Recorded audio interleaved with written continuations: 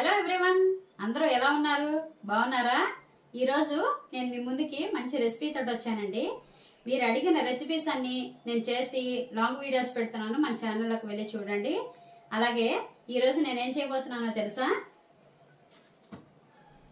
చూడండి, చింత చిగురండి, చింత చిగురు పప్పు చేయబోతున్నాను.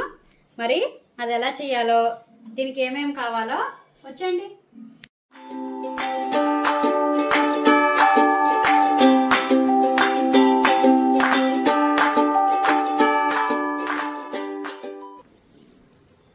చూడండి, నేను చింత చిగురు ఒక 50 రూపాయలు చింత చిగురు తీసుకున్నాను. ఈ మాత్రం వచ్చింది. శుభ్రంగా బాగు చేసేసి కాడలు అవి తీసేసుకొని చక్కగా నీట్గా బాగు చేసి పెట్టుకున్నాను. దీన్ని ఇప్పుడు మనం కడుక్కుందాం. చూడండి, నేను ఒక టీ గ్లాస్ తోటి పప్పు పోసుకున్నాను అనమాట. ఈ గ్లాస్ తోటి పప్పు పోసుకున్నాను. మాకైతే సరిపోతుంది, మా ఫ్యామిలీకి సరిపోతుందని నేను ఈ గ్లాస్ తోటి పోసుకున్నాను. మీకు ఇంకా కావాలనుకుంటే ఇంకొంచెం వేసుకొని పప్పు చేసుకోవచ్చు. ఇప్పుడు మనం పప్పు కడుక్కొని పొయ్యి మీద పెట్టుకుందాం. కుక్కర్ పెట్టేసుకున్నానండి పొయ్యి మీద. ఇప్పుడు మనం స్టవ్ వెలిగించేసుకున్నాము. 4-5 విషుల్లో రానిద్దాం.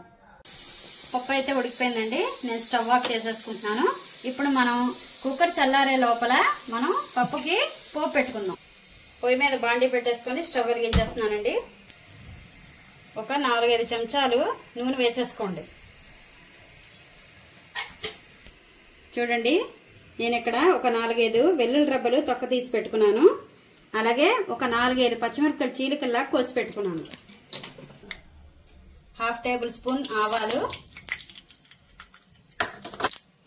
1/2 టేబుల్ స్పూన్ మినపప్పు, 1/2 టేబుల్ స్పూన్ జీలకర్ర, 3 ఎండుమిరపకాయలు ఇలా ముక్కలు చేసి వేసేసుకోండి. అలాగే 1/2 టేబుల్ స్పూన్ ఇంగువ. వెల్లుల్లిపాయలు వేసుకున్నా కొంచెం ఇంగు వేసుకోండి, రుచి బాగుంటుంది. వెల్లుల్లిపాయలు స్కిప్ చేసుకుని ఇంగు పోపు వేసుకున్నా చింత చిగురు పప్పు బాగుంటుంది. పోపు వేగిందండి. ఇప్పుడు మనం పచ్చిమిరపకాయలు వేసేసుకుందాం.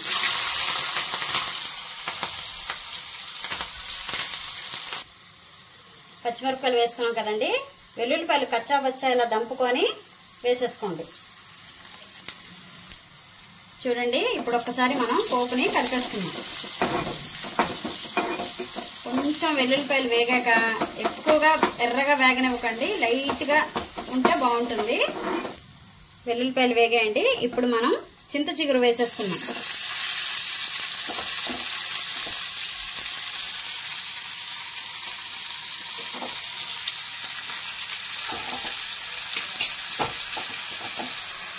హాఫ్ టేబుల్ స్పూన్ పసుపు వేసేసుకోండి. అలాగే రుచికి సరిపడా ఉప్పు. ఇంకో విషయం ఏంటంటే, వెల్లుల్లిపాయలు వేసుకోకుండా చక్కగా ఇంగువ పోపు పెట్టుకొని చింత చిగురు పప్పు వేసుకొని, నేను ఇదివరకు వీడియోలోని పులుసులోకి ఆవాలు, మెంతులు, ఎండుమిరపకాయలు ఏదైతే నేను మీకు పొడి చూపించానో ఆ పొడి పప్పులో వేసుకుంటే గనక చింత చిగురు పప్పు చాలా బాగుంటుంది. మీరు కూడా ఒకసారి ట్రై చేసి చూడండి.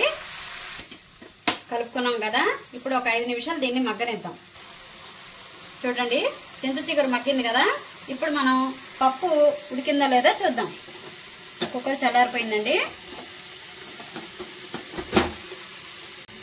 ఇప్పుడు మనం పప్పుని ఒకసారి గరిటెతోటి ఎనుపుకుందాం.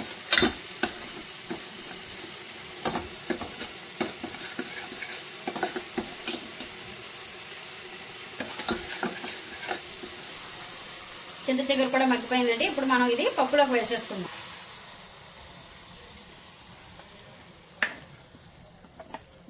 కొంచెం గట్టిగా ఉంది కదా. ఏదైతే మనం మూకుట్లో పోపు వేసామో అందులో కొంచెం నీళ్లు పోసుకొని, 1/2 గ్లాస్ నీళ్లు పోసుకొని పప్పులో పోసుకుందాం. చూడండి, 1/2 గ్లాస్ నీళ్లు పోసుకొని పప్పులో వేసేసుకుంటున్నాను. ఇప్పుడు శుభ్రంగా కలుపుకోండి.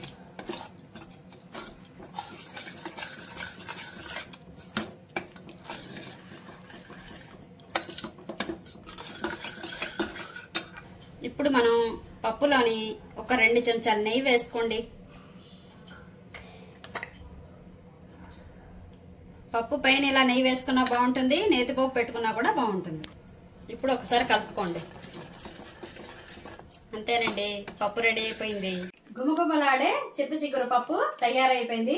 మరి చూసారు కదండి ఎలా చేశానని. మీరు కూడా ఒకసారి ట్రై చేయండి.